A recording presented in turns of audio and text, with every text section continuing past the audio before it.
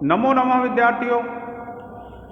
हम पढ़ रहे हैं एमए फाइनल संस्कृत विषय और प्रथम प्रश्न पत्र है जिसका नाम है विद्यार्थियों साहित्य शास्त्र।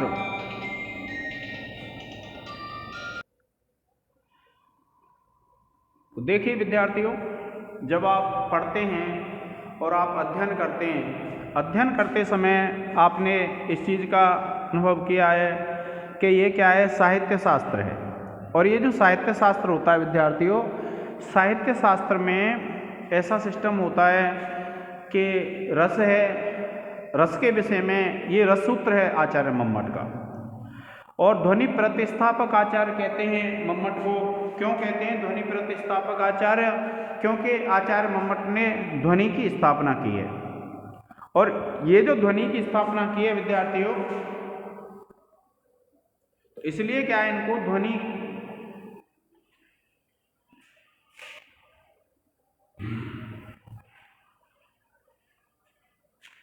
ध्वनि स्थापक आचार्य कहा जाता है। अब देखिए क्या कहा है इन्होंने। जब आप देखते हैं चतुर्थ उल्लास, जब देखोगे तो चतुर्थ उल्लास में ऐसा वर्णन मिलता है विद्यार्थियों। कैसा वर्णन मिलता है, क्या कहते हैं आचार्य मम्मट? देखिए, कारणान्यत कार्याणि सहकारिणी यानी च रत्यादेह स्थायिनो लोके तानि चेन नाटक काव्ययोः विभावा अनुभावास्तत् कथ्यन्ते व्यभिचारिणः व्यक्तः स तैर्विभावाद्यय स्थायी भावो रस स्मृतः। यह है विद्यार्थियों, क्या कहते हैं कि देखिए कि कारणानि अथ कार्याणि, क्या कहते हैं, कारणानि अथ कार्याणि, कारण और कार्य, सहकारिणी और सहकारी कार्य, कारण कार्य और सहकारी कार्य। क्या कहा?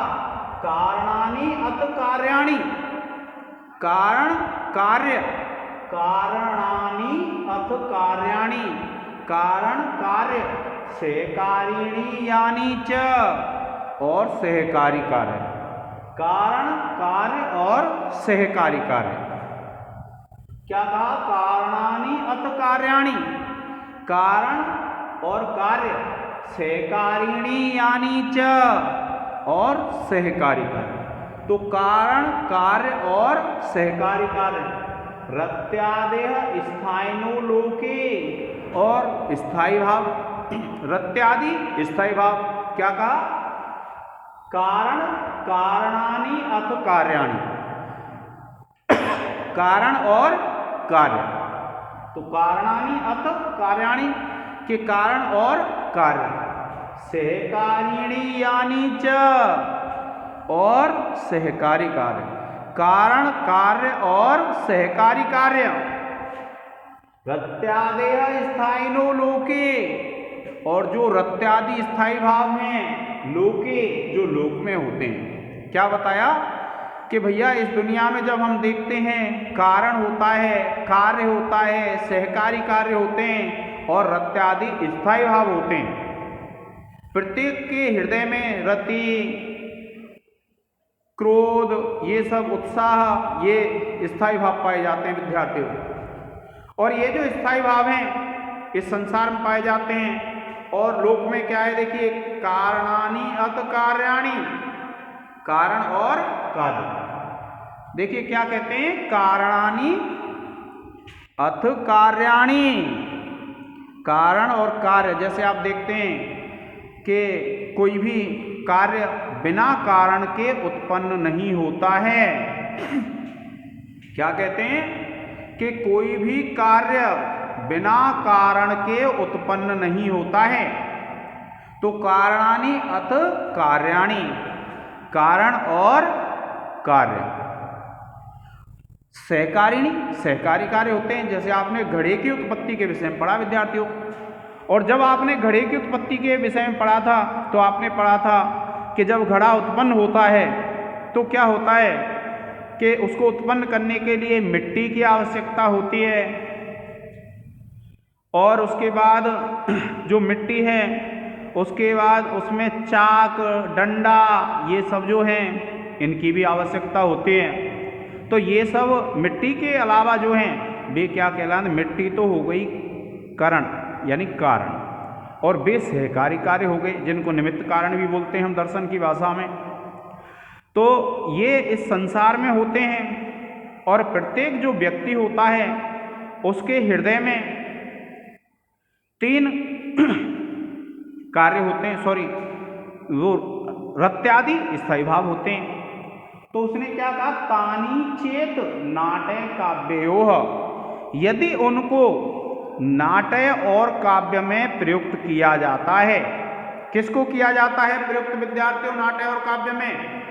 नाट्य और काव्य में यदि उनको प्रयुक्त किया जाता है, किसको? कारण को, कार्य को और सहकारी कार्यों को। तो कारण, कार्य और सहकारी कार्यों को।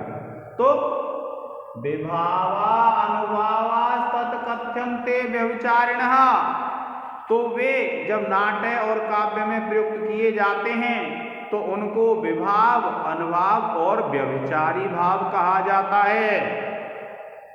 क्या कहा? विभावा अनुभावा तत्कथ्यन्ते, उनको विभाव, अनुभाव और व्यभिचारी भाव कहते हैं। क्यों? क्योंकि जो कारण, कार्य और सहकारी कार्य इस लोक में होते हैं और इनको जब काव्य में प्रयुक्त किया जाता है तो उनको विभाव, अनुभाव और व्यभिचारी भाव कहा जाता है। कि जब वे काव्य में प्रयुक्त होते हैं तो क्या कहलाते हैं? विभाव, अनुभाव और व्यभिचारी भाव। क्या कहेंगे विद्यार्थियों उनको? हम विभाव, अनुभाव और व्यभिचारी भाव कहते हैं। और व्यक्तः, व्यक्तः कहते हैं व्यक्त, स माने वो है कौन? ये जो रत्यादि स्थायी भाव है कि व्यक्तः स तैह, कि उनके द्वारा जो व्यक्त हो जाता है, स माने वो है रस, स स्थायी भाव, तैह उनके द्वारा, किनके द्वारा? विभावाध्यय, के जो विभाव आदि हैं उनके द्वारा जब ये व्यक्त हो जाता है तो स्थायी भावो, कौन व्यक्त हो जाता है? स्थायी भाव, रसः स्मृतः, तो उसको रस समझना चाहिए, रस याद करना चाहिए। क्या कहा? कि कारणान्यत कार्याणि या सहकारिणी यानी च, क्या कहते हैं? कारणान्यत कार्याणि सहकारिणी यानी च, कि कारण, कार्य और सहकारी कार्य रत्यादेह स्थायिनो लोके, के रत्यादि स्थायी भाव होते हैं संसार में।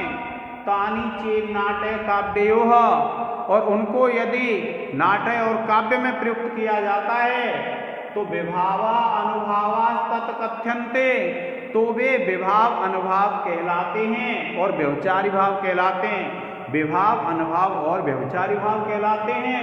और व्यक्तः स तैह, और उनके द्वारा जो वह रतिभाव व्यक्त हो जाता है तो विभाव आदि, किसके द्वारा?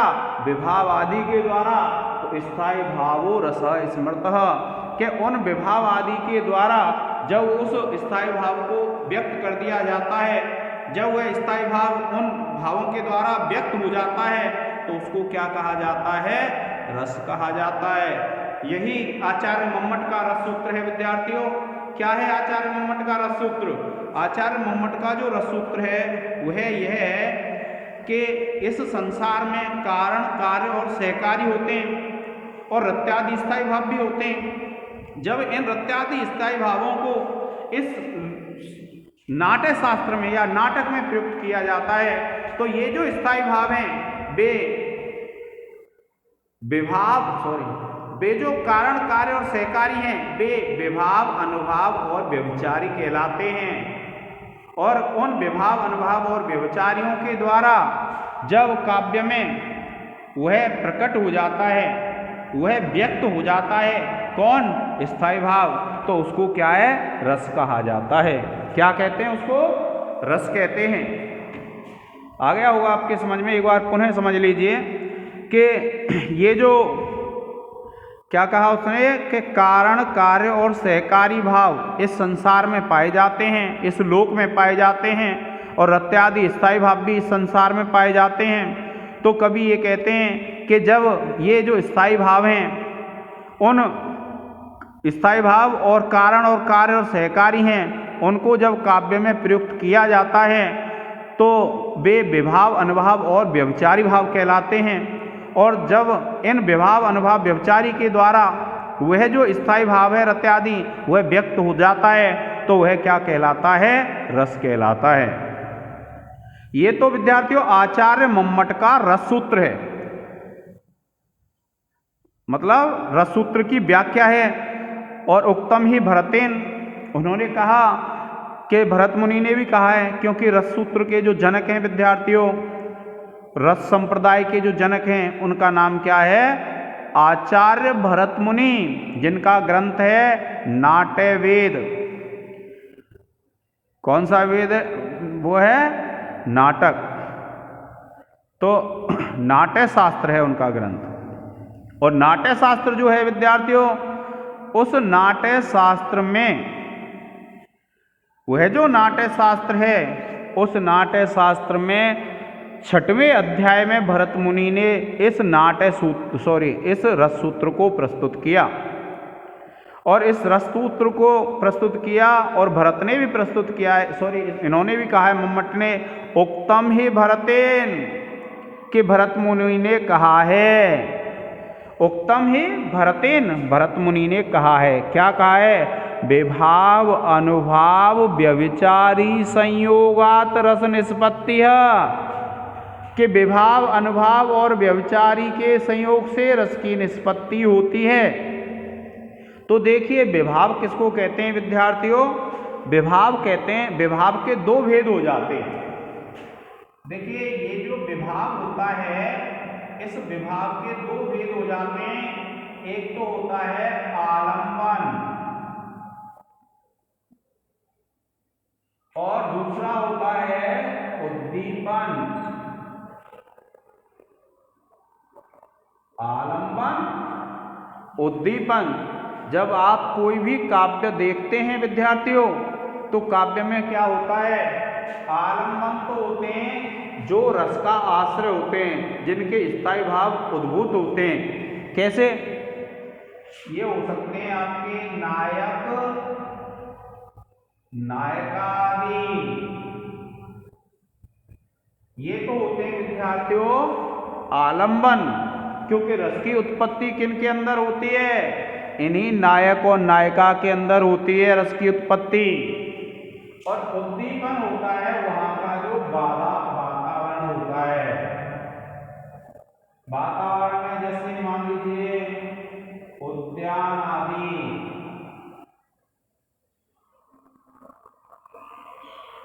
ठीक है विद्यार्थियों, उद्यान आदि क्या होते हैं? उद्दीपन होते हैं।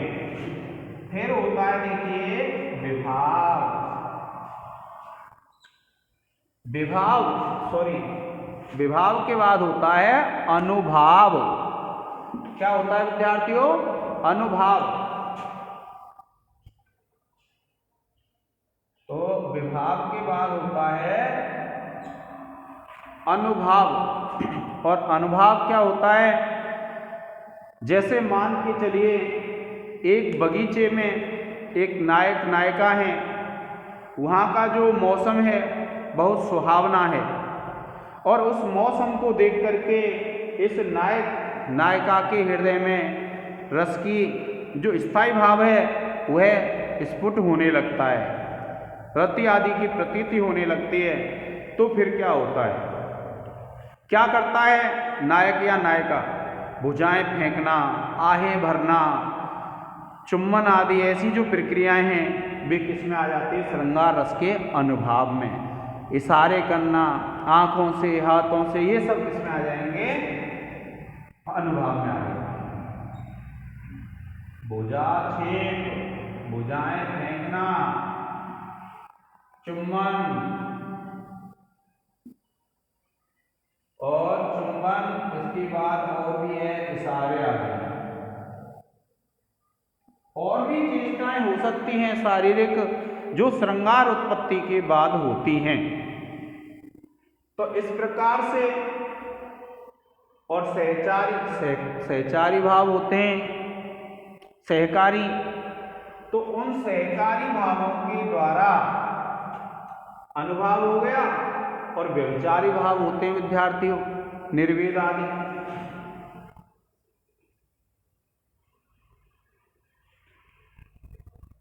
व्यभिचारी भाव कैसे होते हैं?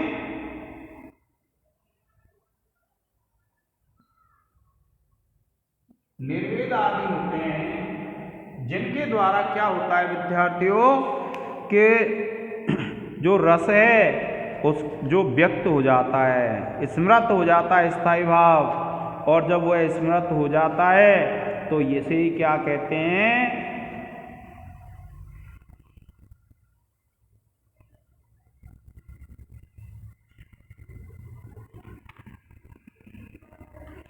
तो निर्वेद आदि की जब उत्पत्ति हो जाती है तो फिर इनके द्वारा जो रस उत्पन्न होता है, रस की निष्पत्ति होती है।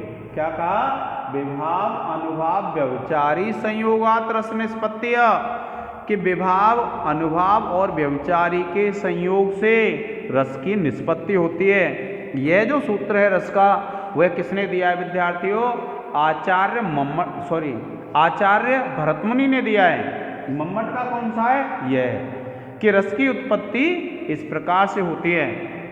अब इसके बाद कुछ विद्वान हुए हैं, भट्ट लोल्लट और शंकुक, भट्ट नायक और अभिनव गुप्त। इन्होंने भी क्या है, इस रस सूत्र की व्याख्या की है। और ये जो रस सूत्र है विद्यार्थियों, जिसकी व्याख्या इन्होंने की है, उस रस सूत्र की व्याख्या को हम अब आगे वाले प्रश्न में पढ़ेंगे। ठीक है विद्यार्थियों, आपके समझ में ये आ गया होगा। अब देखिए जो अगला है उसको देखते हैं हम।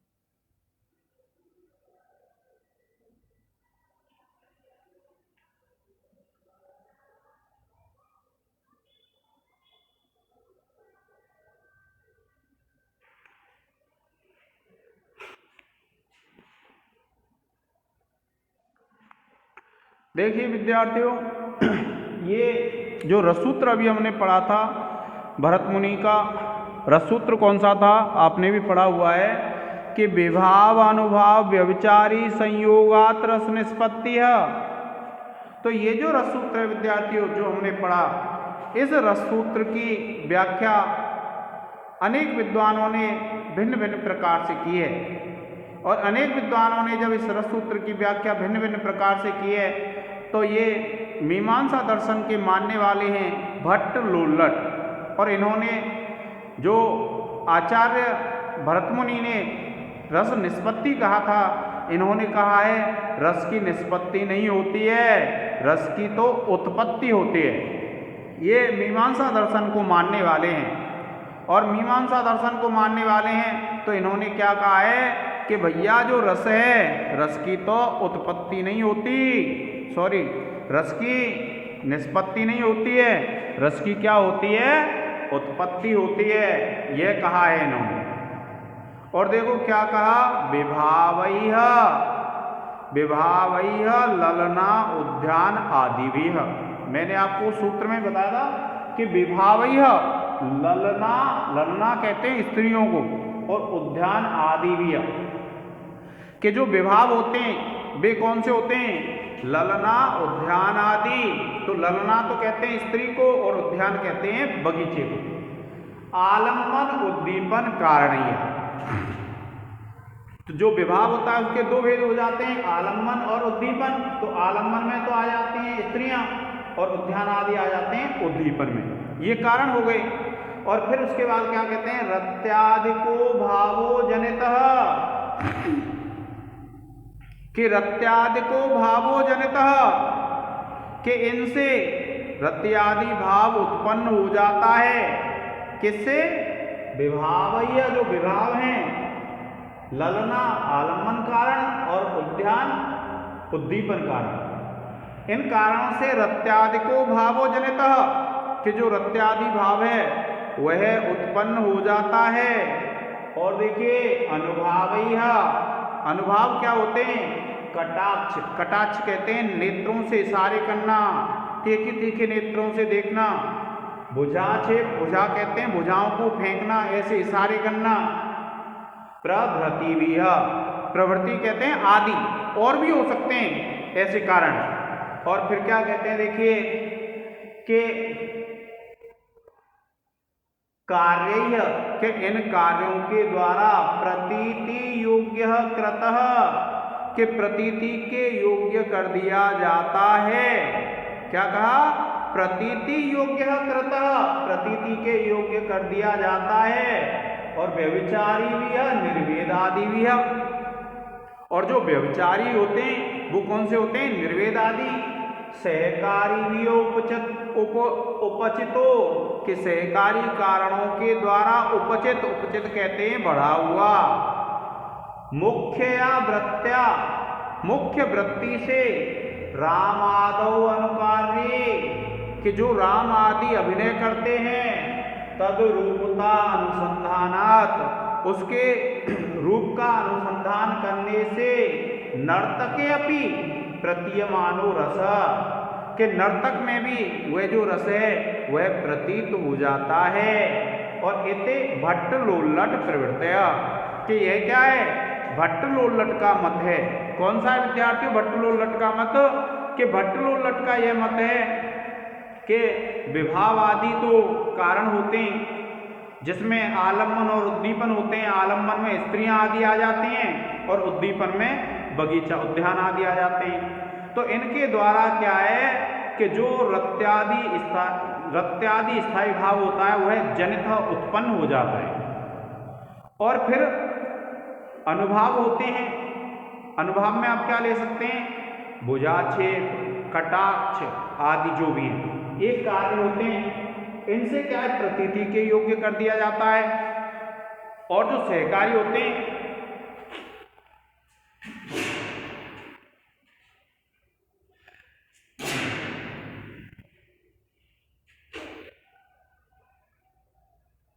और विद्यार्थियों जो सहकारी होते हैं, सहकारी में कौन से आ जाते हैं? निर्वेद आदि जो व्यभिचारी भाव हैं वे सब किस में आ जाते हैं विद्यार्थियों? सहकारी में आ जाते हैं। और जब वे सहकारी में आ जाते हैं तो देखिए जो सहकारी भाव हैं निर्वेद आदि, तो ये जो सहकारी भाव हैं इनसे वह उपचित हो जाता है। और जो राम आदि का अनुकार्य है, जैसे राम ने कोई कार्य किया और कहीं पर अगर रामायण हो रही है तो जो नर्तक होता है, जो नट होता है, वह क्या है? उस राम के जो कार्य थे उनका उसी प्रकार से अभ्यास करता है, अनुसंधान करता है, अभ्यास करता है। और इसलिए जो अनुसंधान करने वाला होता है उनका, उसमें वह रस उत्पन्न हो जाता है, प्रतीत हो जाता है। इसलिए विद्यार्थियों ये जो मत है हमारा किसका है? भट्ट लोल्लट का मत है। भट्ट लोल्लट क्या कहते हैं?